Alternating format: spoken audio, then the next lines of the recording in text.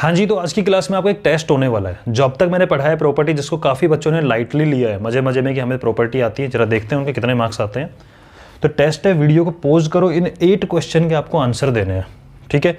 और बाद में चेकिंग करना कि इनके आंसर आपके कितने ठीक, और मुझे कमेंट में ज़रूर बताना। और अगर आपको प्रॉब्लम नहीं आती बहुत अच्छी बात है, और अगर इनके मार्क्स आपके कम आते हैं तो बेटा जी पुराने जो वीडियोज़ है ना, पैरेललोग्राम की प्रॉपर्टी, रोम्बस की प्रॉपर्टी, स्क्वायर की, ट्रेपेजियम की, इन सब की प्रॉपर्टी को पढ़ के आना, ठीक है।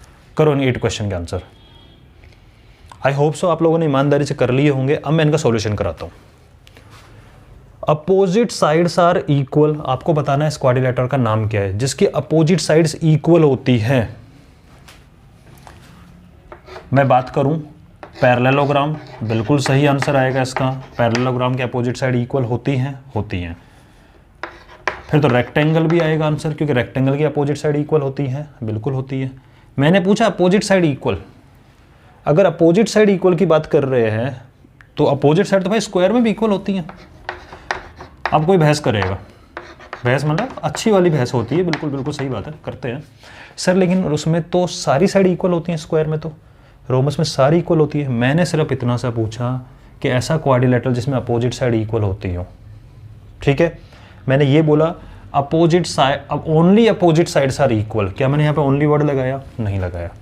अगर मैं बोलता कि ओनली अपोजिट इक्वल होनी चाहिए, उसके अलावा और कोई लेना देना, उसके अलावा कुछ और नहीं, तब बोलते। लेकिन यहाँ पे आपसे पूछ रहा है कि अपोजिट साइड इक्वल, क्या स्क्वायर में अपोजिट साइड इक्वल होती है? होती है। सारी होती तो अपोजिट इक्वल होती है। क्या रोम्बस में अपोजिट साइड इक्वल होती है? बिल्कुल होती है। अब बना के देख लो, आप रोम्बस का डायग्राम जब बनाओगे तो आप इस पर टिक लगाते नहीं लगाते चारों पे, तो क्या अपोजिट इक्वल नहीं है? है। क्या ये अपोजिट इक्वल नहीं है? है। समझ गए? तो जिसका आंसर अगर पार्शियली करेक्ट है तो रॉन्ग मानना। कि आपने अगर किसी ने पैरेललोग्राम और रेक्टेंगल ही लिखा है तो आपका रॉन्ग काउंट करना है इसको। बात सही है, ये भी आएगा। मैंने ओनली अपोजिट साइड इक्वल नहीं बोला, ऑल साइड्स आर इक्वल। हाँ, इसमें आप ओनली रोम्बस और स्क्वायर लिख सकते हो, क्योंकि प्रॉपर्टी मैंने आपको समझा है कि स्क्वायर रोम्बस में आपको ऑल साइड इक्वल होती है। नेक्स्ट, ऐसा क्वाड्रिलेटरल जिसमें अपोजिट साइड इक्वल हो और डायगोनल भी इक्वल हो। याद करो क्या था वो, जिसमें अपोजिट भी इक्वल होती, डायगोनल भी इक्वल होती है। तो अपोजिट इक्वल, डायगोनल इक्वल का आंसर आएगा आपका रेक्टेंगल। रेक्टेंगल का डायग्राम में ध्यान दो, अपोजिट इक्वल होते थे और डायगोनल भी इक्वल होते थे, ठीक है। Next, opposite sides are equal, diagonal unequal. इसका आंसर क्या आएगा आपका? पैरेललोग्राम। चेकिंग करते चलना साथ में। पैरेललोग्राम में अपोजिट साइड इक्वल होती है, डायगोनल अनइक्वल होते हैं, ठीक है। इस प्रॉपर्टी के अकॉर्डिंग अगर आप बात करोगे, अब यहाँ पे बात कर सकता है करने को कोई ये वाली चीज़ इसके साथ में कि sir opposite side equal, diagonal equal, तो मैं प्रिसाइज प्रॉपर्टी की बात कर रहा हूँ। अब आप चाहो तो यहाँ बोल सकते हो इस चीज़ को, सर स्क्वायर लॉस में opposite side equal, diagonal equal होते हैं, वो चारों साइड इक्वल वाला केस चलेगा, ठीक है। तो स्टार मार्क कर लेना। लैंग्वेज पे डिपेंड करता है इस चीज़ को, तो यहाँ पे आपसे पूछना क्या चाह रहा है वो डिपेंड करता है क्वेश्चन के अंदर, ठीक है। तो opposite side equal, diagonal equal precisely किसकी प्रॉपर्टी है? एक रेक्टेंगल की प्रॉपर्टी है। Only opposite sides are equal किसकी प्रॉपर्टी हो जाती? पैरेललोग्राम और रेक्टेंगल की। मैं आपसे पूछ रहा हूं कि किस किस की अपोजिट साइड इक्वल होती हैं? इन चारों की।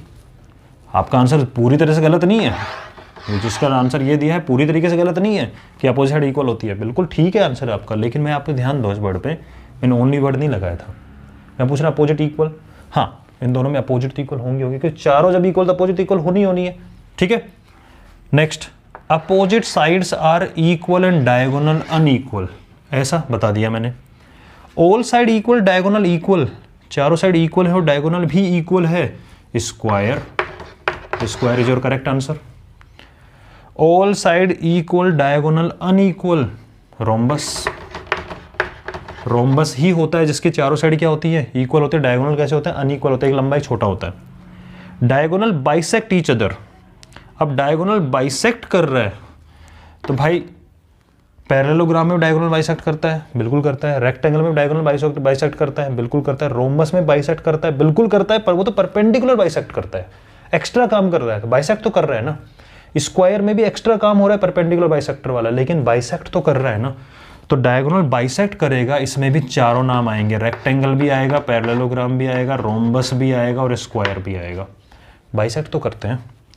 Diagonal perpendicular bisector to each other, इसमें सिर्फ दो नाम आएंगे, रोम्बस और स्क्वायर का। अब आपके इस टेस्ट में कितने मार्क्स आए हैं? चलो ठीक है, आपको रिलैक्सेशन नहीं दूंगा, कोई बात नहीं। अब मैंने ओनली अपोजिट साइड नहीं लिखा था, मैंने अपोजिट साइड लिखा तो उसका आंसर आपको चारों लिखने पड़ेंगे। 8 में से कितने मार्क्स आए मैं समझा भी दिया मैंने आपको कि क्यों मैं आपको आंसर वो वाला बता रहा हूँ, तो बाद में मत पूछना सर ऐसा होता है वैसा होता है, सब समझा दिया गया। ठीक है, 8 में से कितने मार्क्स है मुझे कमेंट में बताना।